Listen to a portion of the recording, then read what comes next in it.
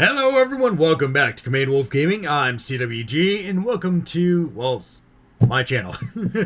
uh, pardon me. Today I actually wanted to do a unboxing. I've done these on my channel before. Now, I'm not sure if I done something specifically for this, but I'm going to be unboxing the Assassin's Creed Universe Beyond Magic the Gathering cards unboxed. And I also got a booster pack as well. These were actually kind of expensive. Yeah, really should have done that now, but I did. So let's actually crack this open. So this is kind of like the, setup. It gives you this one. The bundle actually gives you some nice setup here. Oops. Where it gives you some exclusive stuff. For instance, like this lovely box here. It also gives you kind of like a insert for Assassin's Creed, obviously. Trying to get a good photo of that right there. And the box. This is actually Assassin's Creed Brotherhood, I believe, on here. Yes, this is the Rome edition because they had the Da Vinci's flying machine in there. So, honestly, it's kind of weird that the most memorable assassin out of Assassin's Creed franchise is Ezio Auditore de Firenze. He had a very good running with three different games, which was Assassin's Creed 2, Brotherhood, and then Revelations. So, and what else do we get in here? So, we got a die, and in this die, it actually has the Assassin's Creed logo. I'm not sure if you're going to be able to see that, but it's definitely there. And then we got a bunch of booster packs. Now, the reason why I'm doing an unboxing today, unboxing today is because I wanted to try something different, and honestly, there's a lot of weird coins, right? Well, they're not exactly weird, but I don't use this stuff. Nice little insert there, 1 and 2 on the back side there. So, alright, that can go back in the box. Don't need that for now. Now, the reason why I'm doing an unboxing video, especially for this set, is because A, I love Assassin's Creed, B, I do enjoy playing Magic the Gathering. In fact, I've been trying to pick it up often now, or again, since I'm at the position. Now, we do have a couple sealed packs here. These, I think, are the exclusives. And I think these are just like random booster packs. So we're going to open up the random booster packs first before we go and open up these. And also this. So I'm going to try to make this as quick as possible so we don't have a 20-minute video on this. But at the same time, I do want to enjoy the unbox or unpacking here. So, all right. All right, so we got everything separated. It kind of looks a little bit confusing, but it really isn't. So I'm just going to go through them in sections here, and I'm just going to kind of try to separate them enough so you guys can see them when I'm done here. All right, that's all that. So first of all, I want to go with the stuff that looks like they're all like lands, right? So everybody knows that in Magic the Gathering, in each set, they do different lands all the time, right? When I say lands, they do, for each set, they do like 2 sets, I think a year, they do a different land type or art for the land. So it's not always just plains, it's within the style. So first of all, I dropped that on the ground like a scrub. We got the plains card. I do like actually the full art lands here, lands all the time. I never actually like the half art. Then unless it has like a special ability on the bottom, the basic lands, I always love the full art card. And obviously these are going to be areas that we see in Assassin's Creed. This is, I believe, Assassin's Creed Origins, because you can see it's kind of Egyptian style there with the gates here. And I believe that is from Egypt. So that's interesting. So We got Abstergo Entertainment. Let me just read this off. Tap to add 1 colorless mana. Yes, that is a color in the pool. Pay 1 tap, add 1 mana of any color. Pay 3 tap, exile Abstergo Entertainment, return up to 1 target historic card from your graveyard to your hand, then exile all graveyards. So historics are defined as artifacts, legendaries, and sagas. So yeah, I know what those are. Thankfully they do have it on here, so let me actually show you the card. And it just says Abstergo Entertainment here. I'm going to try to lighten this up, or try to make sure that these are correct orientation when I'm showing them to you, because I'm looking them at my direction, then I have to flip it and show it to you guys.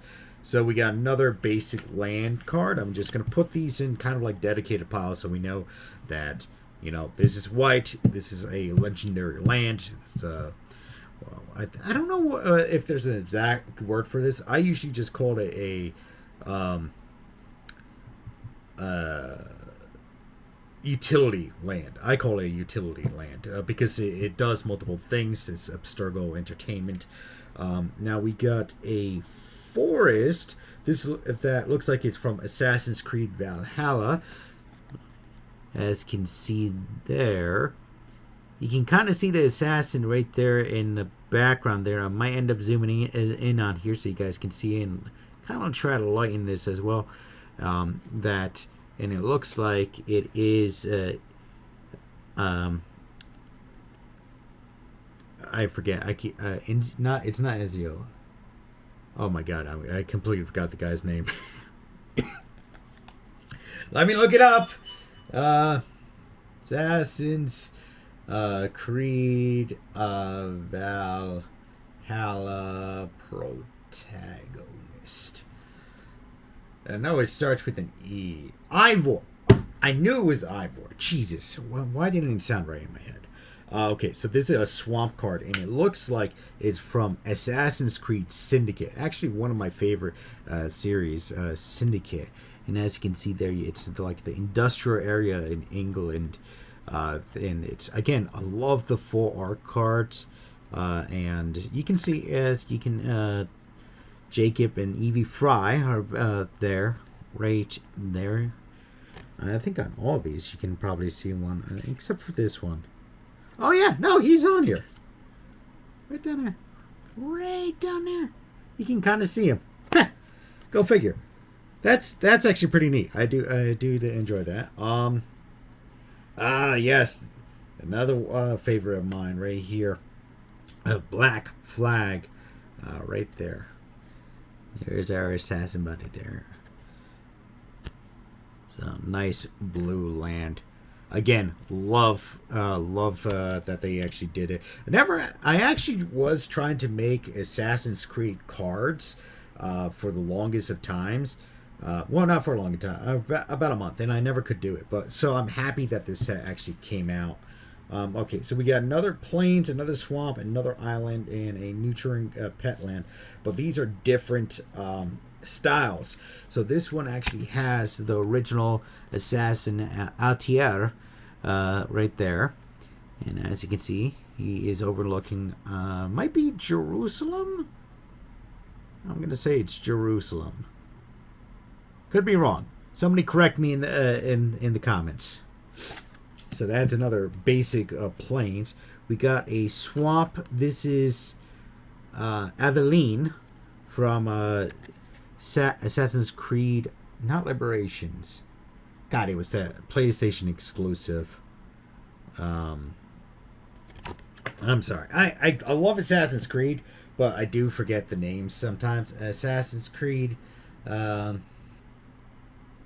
Okay, yes, it was Liberation. All right, so I definitely had that on my mind there. So that's that's Eveline de Grotte. She is a French woman, and we got lovely Assassin's Creed Odyssey. This is actually where they started diverging between male and female, and I think it changes the characters. So they're right up there, depending on if you're doing a male or female for this one.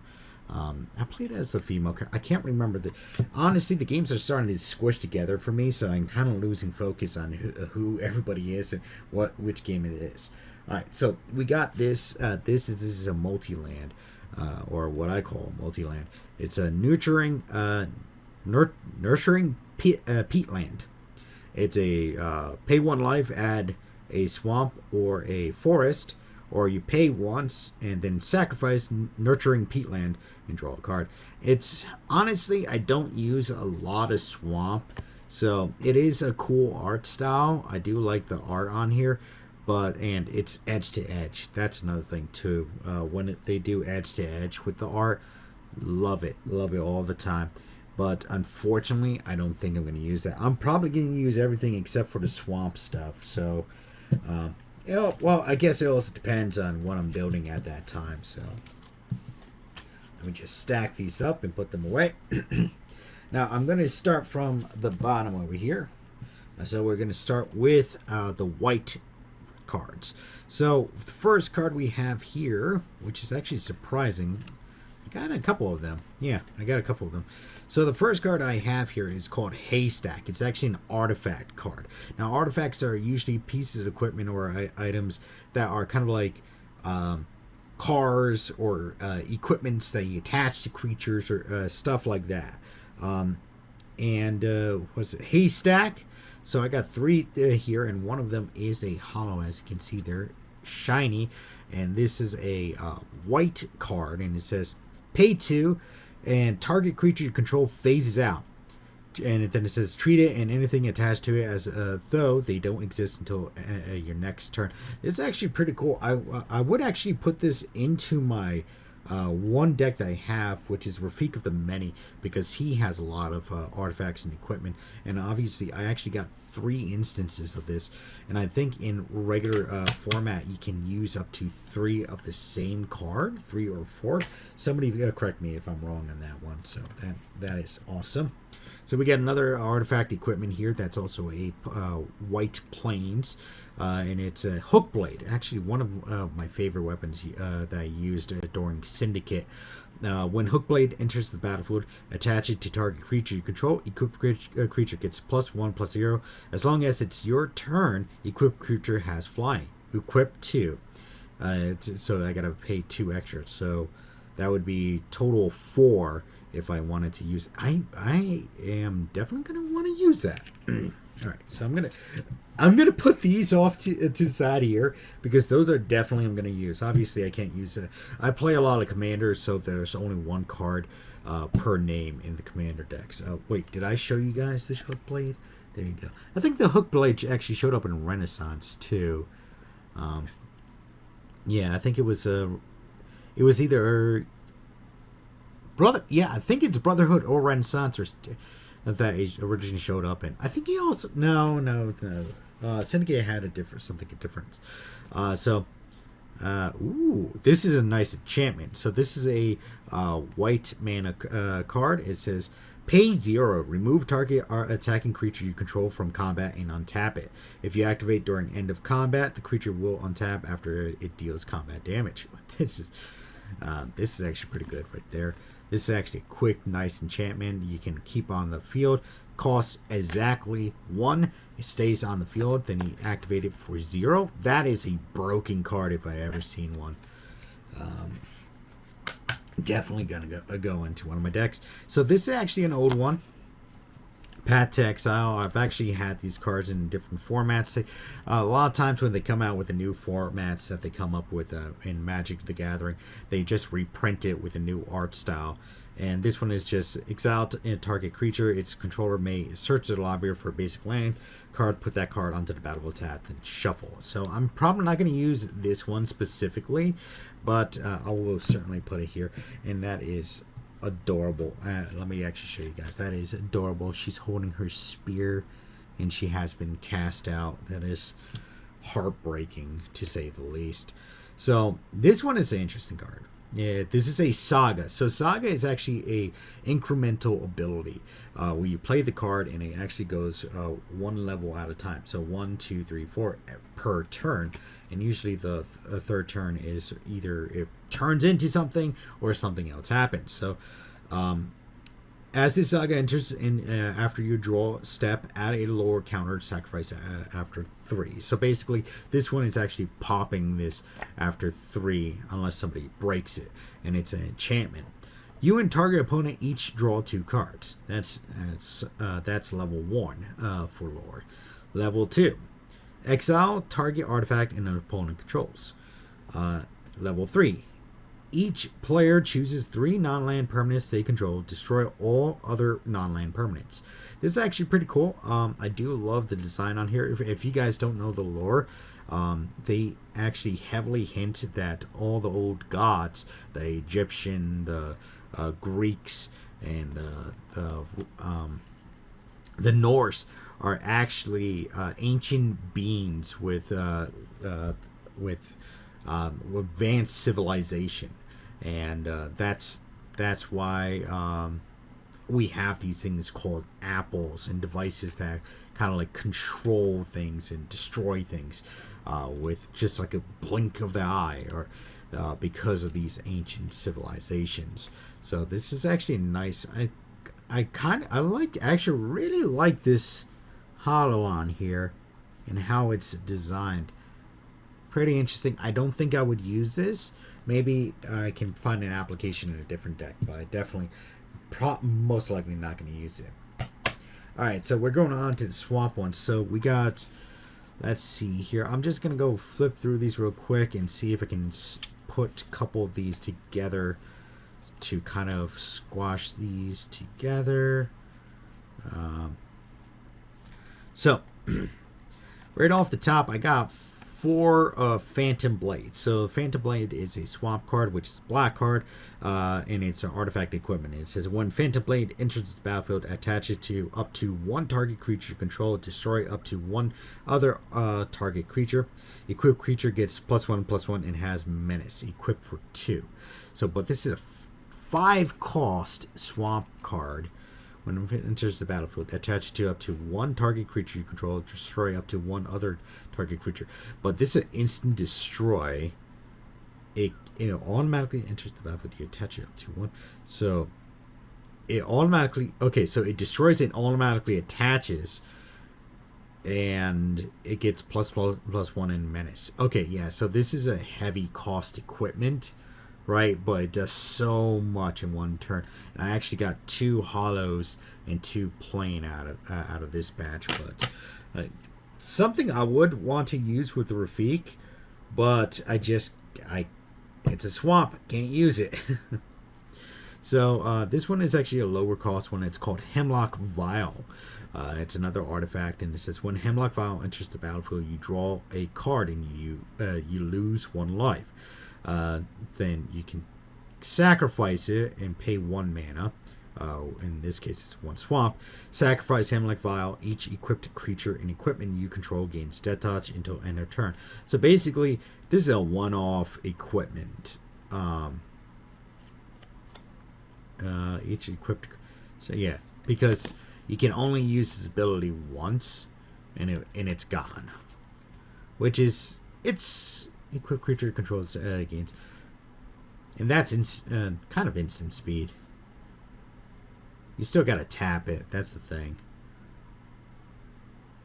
I could see. Yeah, I could see the application for that. Again, it's a swamp. Can't use it. Obviously, I try to play as many colors as possible. Just I can never get into black. I've tried playing black, and it's finicky for me. Okay, so this one says go for the throat, and this actually has a cool. This is a holo, again. It says destroy target non-artifact creature. I think this is just a repeat of an old car. Go for the throat, and this has a nice image of the Kenways fighting each other, the father and son. As you can see there, I'm going to try to get that. There you go. This one is just murder. It says destroy target artifact, and it has Obviously, assassin jumping down on somebody, which is good. It's a instant 3 card. Okay, so here's a saga, and this is the Revelations of Ezio. So the first level is destroy target tap creature and an opponent controls. Whenever assassin controls attacks this turn, put a +1/+1 counter on it. Return target assassin creature card from your graveyard to the battlefield with an additional +1/+1 counter on it. And this is also just add a lower counter, sacrifice after. Yeah, so this one is a sacrifice after 3 as well. This is cool, cool in its own right because it has, you know, a couple different assassins here and everything. Again, love the art style, love this. So, but I love Assassin's Creed in general. So it's a moot point. So let's just stack these up, the ones I'm not going to use. Okay, so this actually has a new ability on here, and it's called Chain Assassination, and it has free running, which is cost 2. And so this one, the new ability called free running, it says you may cast this spell for its free running cost if you dealt combat damage to a player this turn with an assassin or commander. Okay, destroy target creature. If another creature died this turn, draw a card. So wait, you may cast this spell for its free running cost if you dealt combat damage to a player this turn with an assassin. Okay, so if I damage somebody with an assassin or a commander in a commander card, destroy target creature. If another creature died this turn, draw a card. So basically, if I had a creature died or another creature dies, and I can target another creature and draw a card if possible. And this has Syndicate on here. Art from Syndicate. Okay, so this one is called Petty Larceny. Again, free running cost of 2. Look at the top 2 cards of your target's opponent's library and exile those cards face down. You may play those cards for as long as they remain exiled, and mana of any type can be spent to cast them. Create a treasure token. So wait, let me reread that. So, look at the top 2 cards of target opponent's library and exile those cards face down. Okay, you may play those cards for as long as they remain exiled, and mana of any type can be spent to cast them. Create a treasure token. So this is basically you're taking over a person's deck. So, and I can see this being abused, especially with my play group. I know 1 or 2 people love to bounce their sorcery spells right out of their graveyard and back into their hand. So this one is just okay. These are all artifacts in my hand right now. So the first one we're going to talk about is Staff of Eden, Vault's Key. So equipment artifacts usually cost any mana, right?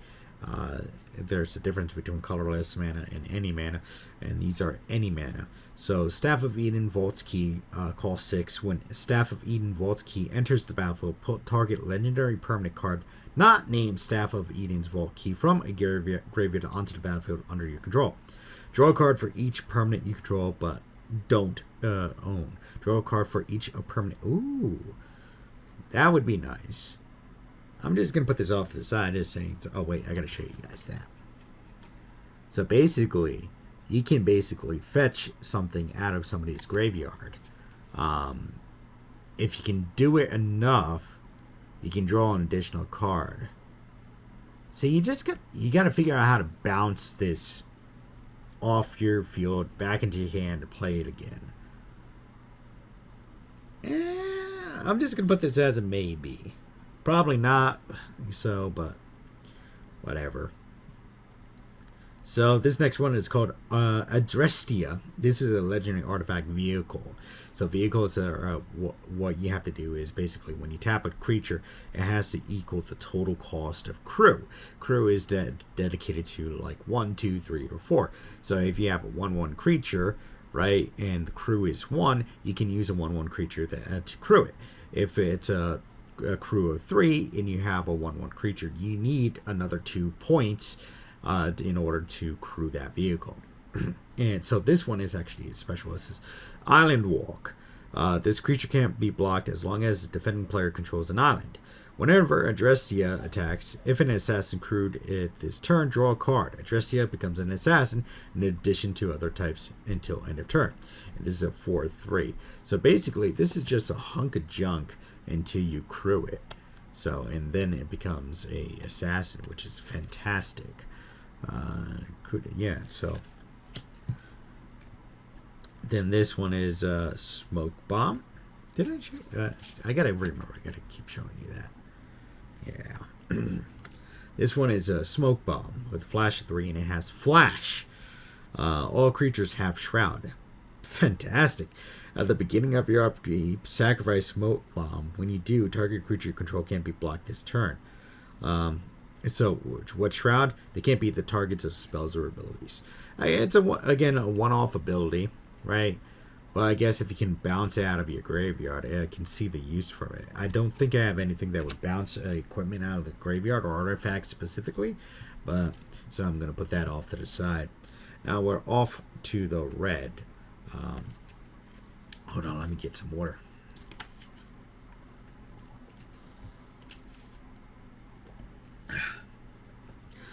I apologize this is taking a little long, but I got to go through each and every one of these cards. So it's probably going to be a very, very long episode. Not very long. I'm going to try to make it as short as possible. So the first red card, we have a legendary artifact equipment. Cost of 3. And this is red. Red is mountains. So whenever equipped creature attacks, choose 1 Bull Rush. It gains double strike until end of turn. Summon creates Phobius, a legendary 3/2 red horse creature token. Or 3. Discard 2 cards, then draw 2 cards, and an equipment cost of 2. So we got next one we got is a sorcery card, which wait, hold on, Spear of Leonidas, and we got 2 of those. So put that there. So next one we got is called Overpowering Attack, and it has a free running ability, which is you may cast this spell for its free running cost if you dealt combat damage to a player this turn with an assassin or commander. And it says untap all creatures you control that attack this turn. If it's your main phase, there is an additional combat phase after this phase, followed by an additional main phase, which would be fantastic. I think with Rafiq, actually with many heavy attacking decks, as you can see here. Because then at least gives you an additional turn. See, but the thing is, in order to really get the use out of this card, you gotta be using an assassin or a commander. And I'm assuming that when they mean commander, they mean, well, like the commander decks or a commander format. So I think I'll put that on there. So we got a new saga. It's called Origin of the Hidden Ones. So the first level is Origin of the Hidden Ones deals 4 damage to any creature. Level 2 is create 2 1/1 black assassin creature tokens with menace. And level 3, whenever assassin control attacks this turn, create a 1/1 black assassin creature token with menace that's tapped and attacking. So this is actually pretty cool. This would be good for a token deck. Or like I would think it would be good for a token deck, because then it generates tokens that will stay on the field until they're broken. Something that I could see being used. In fact, I do have a token deck, so I might end up putting this in the token deck. So I'm going to put it over there. The only thing is that create 2 black one on the side. So I really would need. Yeah, I might be able to use that. So. All right, so next one is, or next grouping is blue. So you might have saw it. I might kind of like skim through a lot of this now. Leonardo da Vinci. Now blue is actually all water, right? So we got the first creature here. It says Leonardo da Vinci. It actually has a wonderful picture of Leonardo da Vinci here, and it's a hollow as well. And it's until end of turn, the objects you control have base power and toughness XX, where X is the number of cards in your hand. Okay, so this is like a good mill card. Draw a card, then discard a card. If the discard card was an artifact card, exile it from your graveyard. If you do create a token that's a copy of it, except it's a 0/2 Thopter, artifact creature with flying in addition to its other types. Okay, so the way this would work, which I don't actually have a deck set up for this, is you want to make sure you have an ability to open up your hand, so you have an unlimited hand size. Usually when you put cards in your hand, you get a maximum of 7 cards in your hand, but there are cards that override that and give you an unlimited hand size. So you really want to have something that would draw cards into your hand, making sure that you have an unlimited hand size to get the max bonus out of this card. I can see this guy being used as commander because obviously he is a legendary creature card. So I can see applications for him as a commander himself. As a general card in hand, playing like standard, I don't think it would work so well unless you already have something in mind or something that can be adapted. Now, usually with standard, they usually do the current and also previous, I think previous too. So there's got to be an allotment of cards to actually for this to be used correctly. So I don't think this is a grand card unless you're going to be using this in commander. Okay, so next one we got Eagle Vision. Free running, we already know what that is, and it says draw 3 cards for 5. Draw 3 cards for 5. Hold, okay, and then free running. Okay, so I can see that free running costs 2, right? Or at least in this card, it costs 2, and then we can get the definitely 3 cards in hand type of deal. That is actually good. That is good late game because obviously this is a cost of 5. And if you do have an assassin in an early game, you'll get that lovely bonus. The only thing is you got to be careful about your hand size on there. So that's the only trick on there. Crystal Skull, Isu Spyglass. You may look at the top card of your library anytime. You may play historic lands and cast historic spells from the top of your library. Artifact legendaries and sagas are historic. Add 1. So this is actually a land. This is a 4-cost land. And it's a legendary. Wow, this is weird. I like it, but it's weird. Because it's a 4-cost artifact, right? But it also can be used for land itself. But it gives you a huge bonus.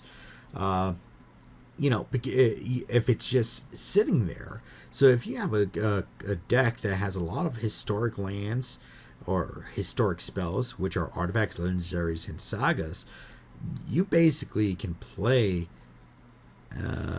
from the top of your library, almost like if, for instance, if you have a heavy artifact deck, which I do with Rafiq, I can basically play cards from the top of my deck if I have mana for it. That is fantastic.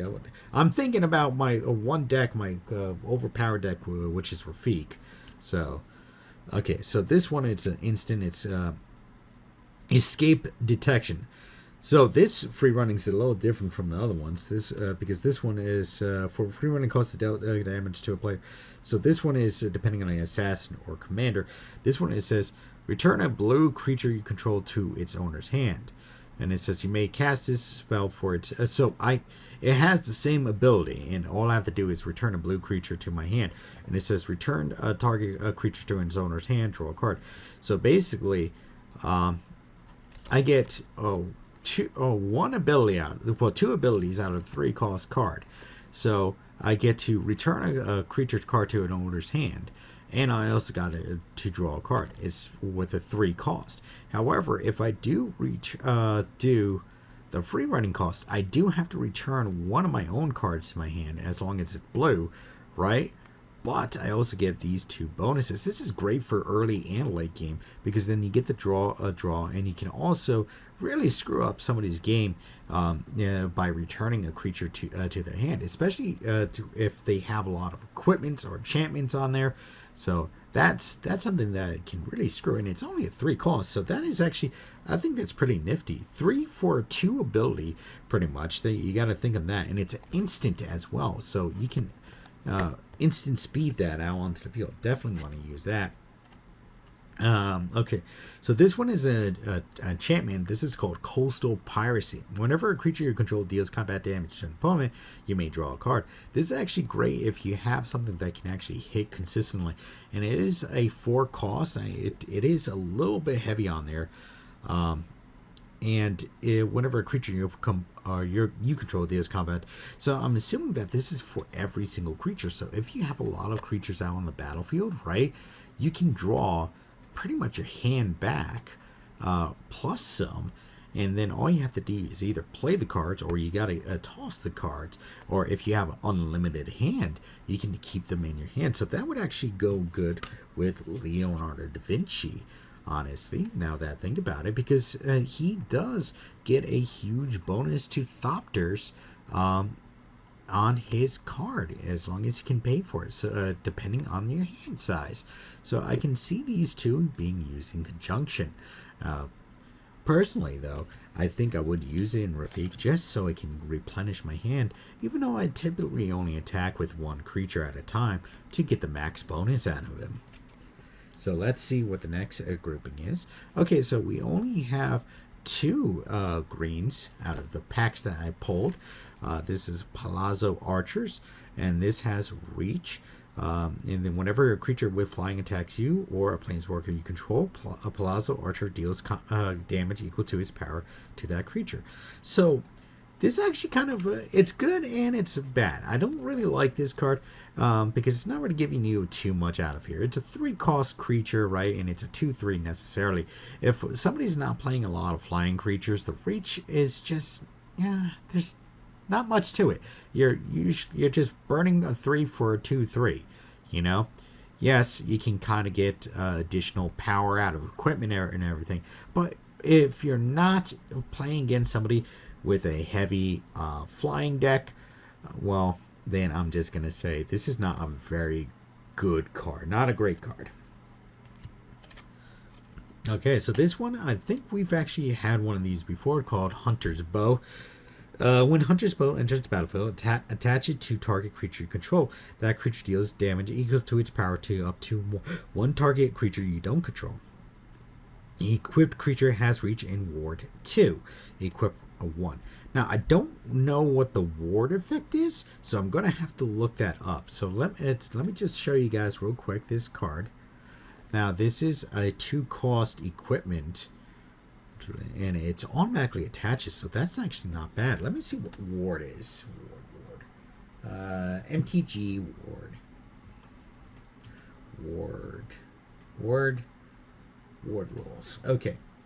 When a permanent with ward is targeted by an opponent's spell or ability, this spell or ability must be countered unless the player okay, so that's actually pretty good. Equipped creature has Reach in Ward 2. So this is actually kind of great for a 2-cost green artifact equipment, right? I can see this going in a lot of green decks because you're basically yes, it's not giving you a bonus to your creature physically, right? But when it enters the battlefield, it automatically attaches to a target creature. So if you already have a creature out on the field, boom, it attaches. And then you can automatically deal damage to another target creature. So basically, if you have a big creature, right, you can snipe at somebody else's creature and pretty much destroy it almost instantly. So I gotta say, this is not bad. I do like this. I can see and equipment of 1 as well, so you get that ability, right? So I'm assuming that this effect is goes across any equipment, right? So as soon as you attach it, so this, you can probably break a couple things using this. All right, so let's go.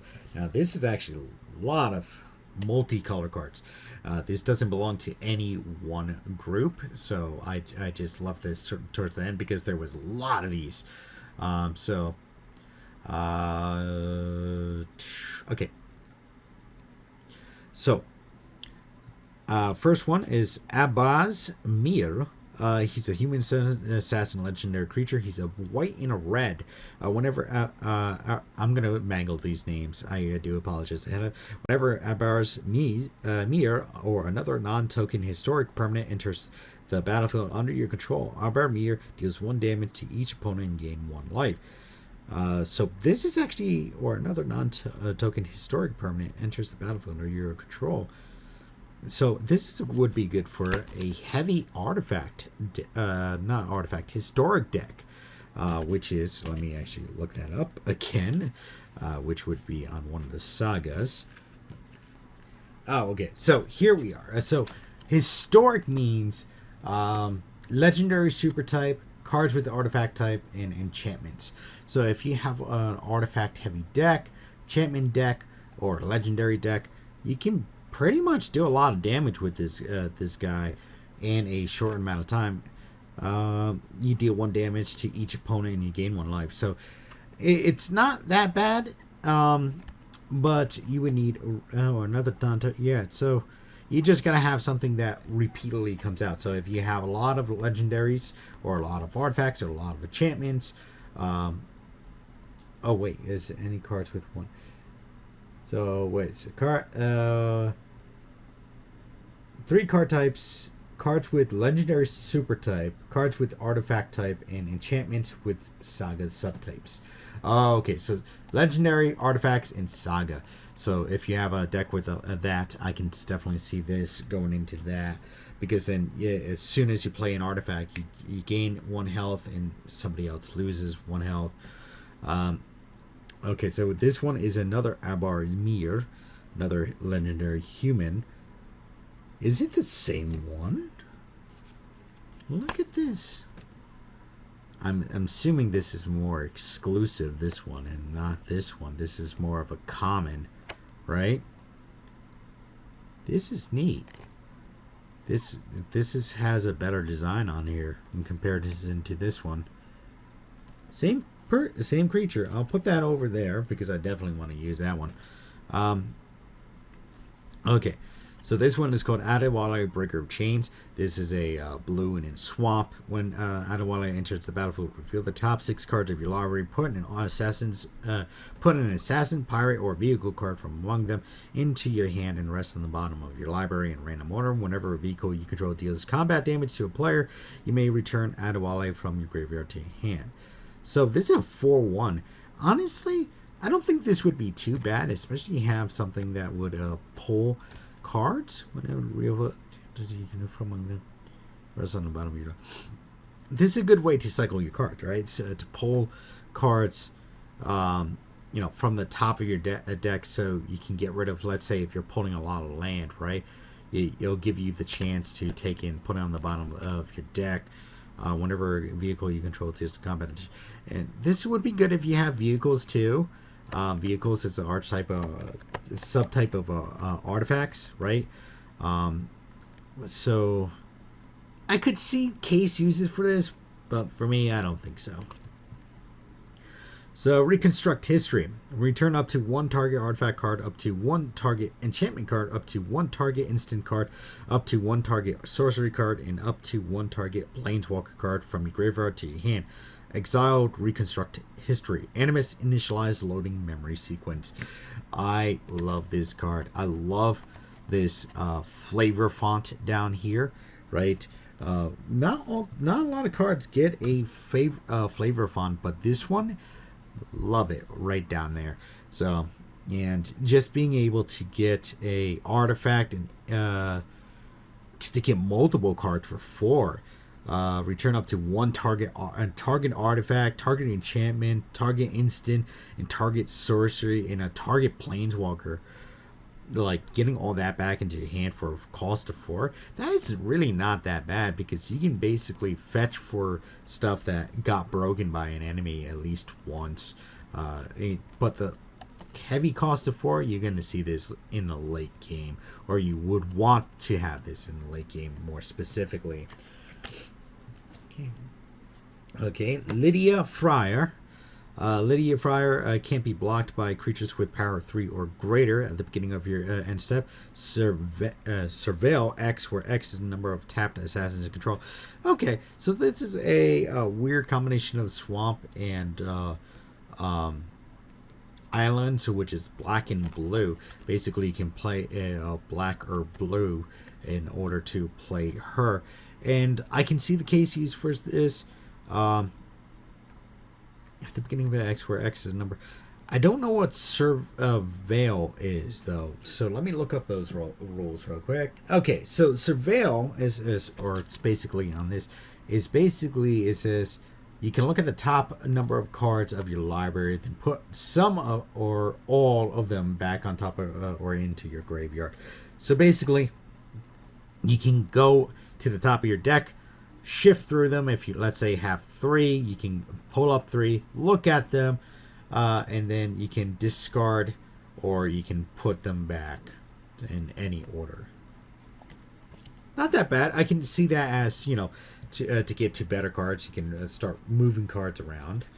Okay, so we got Sigurd Jarl of Ravensthorpe. Sigurd. Vigilance, Trample, Lifelink, Boast. Put a lore counter on target saga you control or remove one from it. Whenever you put a lore counter on saga you control, put a +1/+1 counter of up to one other target creature. This is actually good if you guys have sagas, right? It's I'm assuming that this is more gonna historic deck, really, and or at least a saga deck.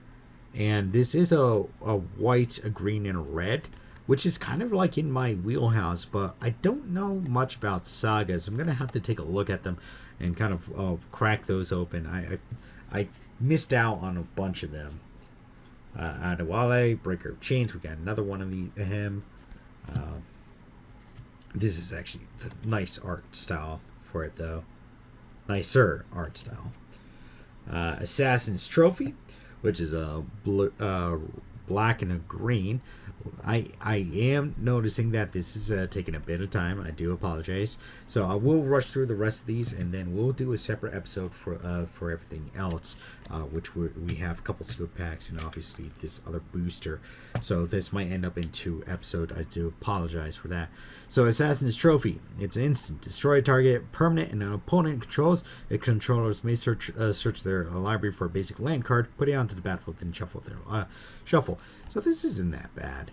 So, but obviously you're kind of giving a bonus to the enemy and actually helping yourself out, because if they have a big strong creature out on the field, you can basically target that, destroy that, and you say, hey, look, you got a free land out of it. So you kind of be nice while being mean at the same time. So kind of, I see the case using it. In fact, I know my buddy tends to do that. He has a deck called Hug Deck, right, where he gives everybody else bonuses by doing other stupid things. And yes, he's won with that deck before. So, surprise, surprise. Okay, so this is another Assassin Shoujun. Leap Strike. As long as it's your turn, Shoujun has flying in first strike. Rope Dart. Tap on 2 untapped artifacts you control. Shoujun deals 1 damage to each opponent.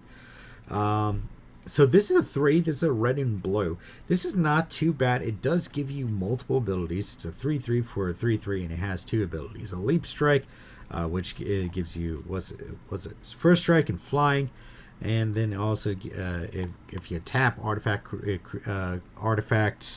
you get 1 damage to each opponent. So it gives you multiple abilities for 3. This is actually a good cost for a multiple ability type of creature, and yes, it's a assassin. I think this is Assassin's Creed China.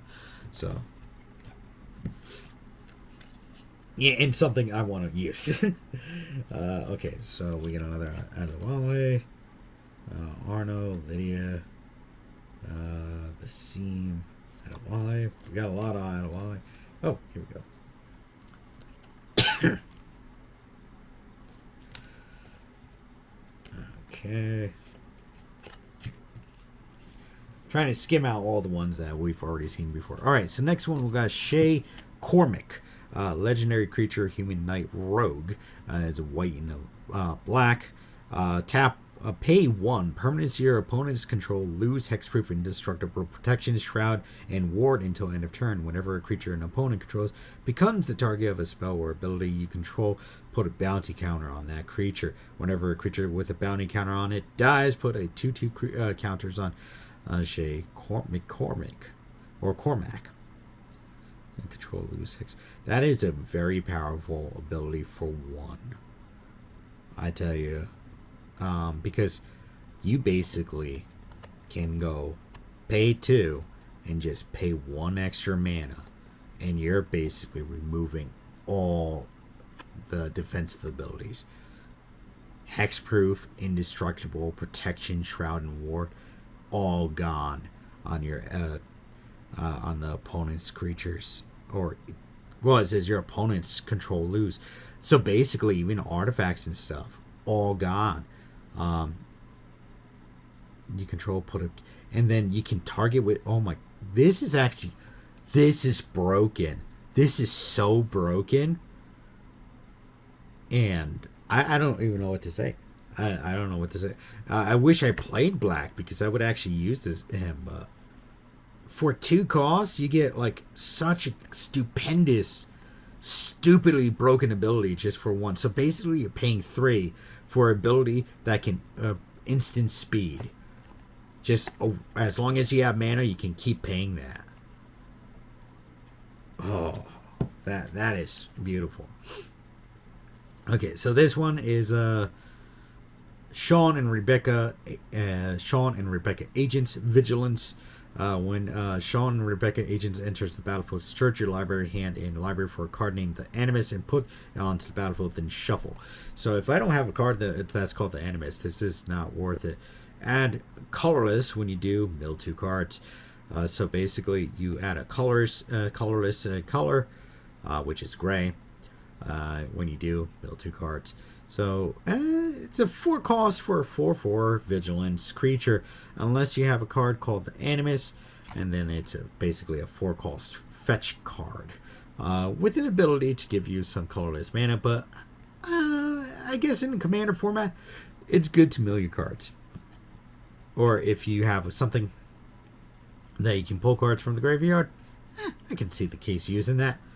Am I going to use it? No, unless I actually do end up with a card that's called the Animus. Alright, so we're down to the last 3 cards in my hand here.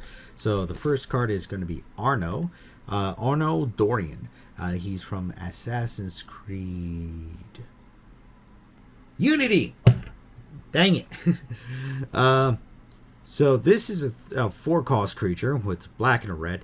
And it has Death Touch. Other assassins you control get +2/+0. Disguise for 2, which is a black and a red.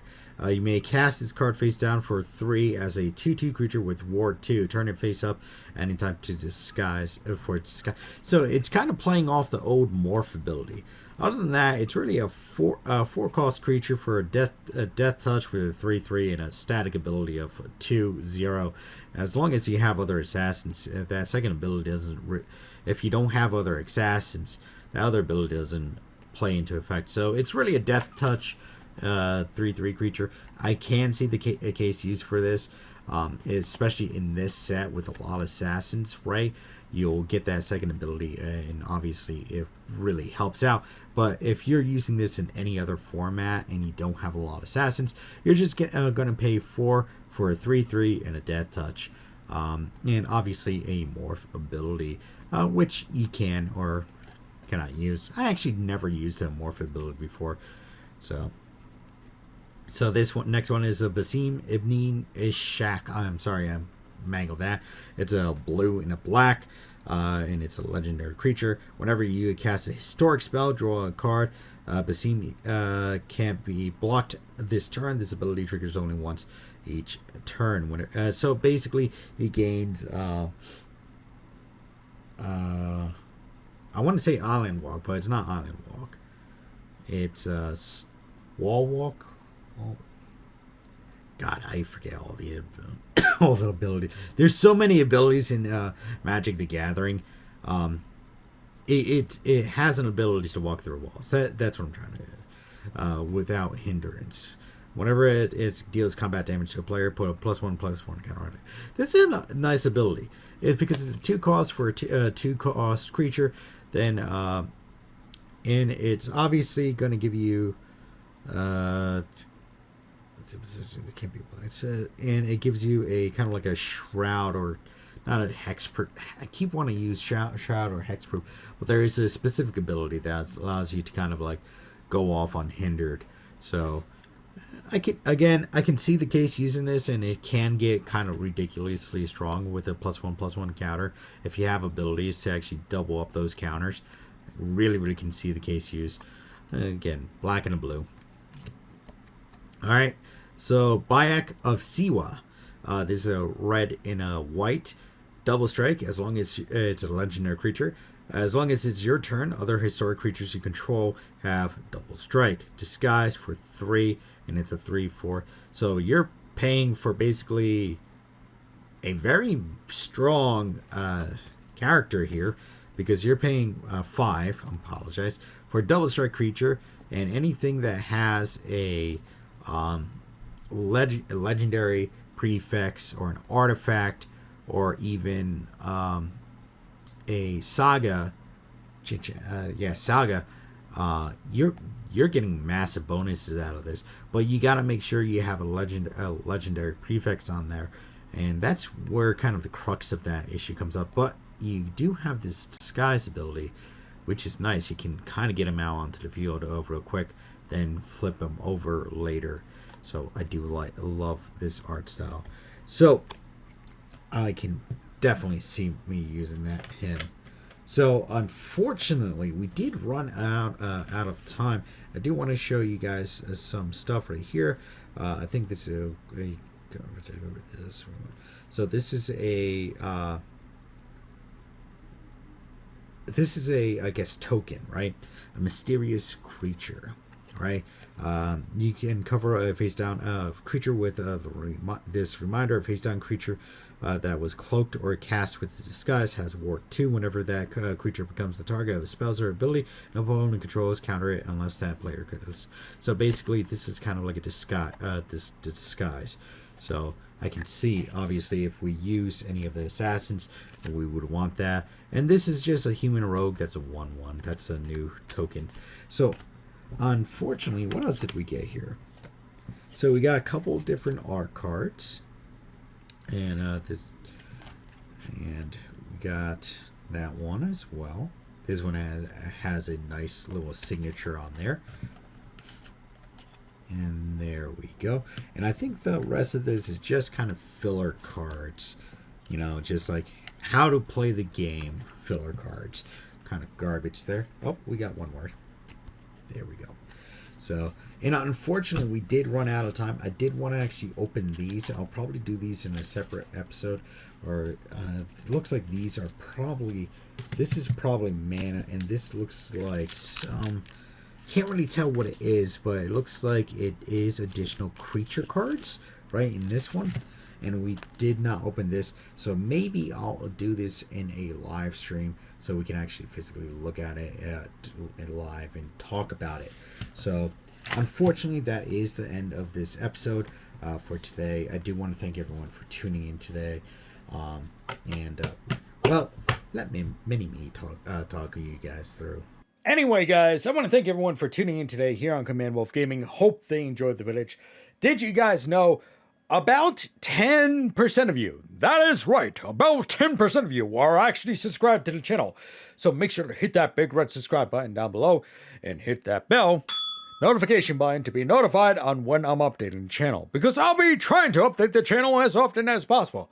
Now, if you do want some more exclusive content that you're not going to find here on YouTube, make sure to follow me on Rumble, Odyssey, and or Kick. That is right, Rumble, Odyssey, and or Kick, where we would be doing, currently, we are doing exclusive live streams every single Wednesday night at 6:30 p.m. to 7 p.m.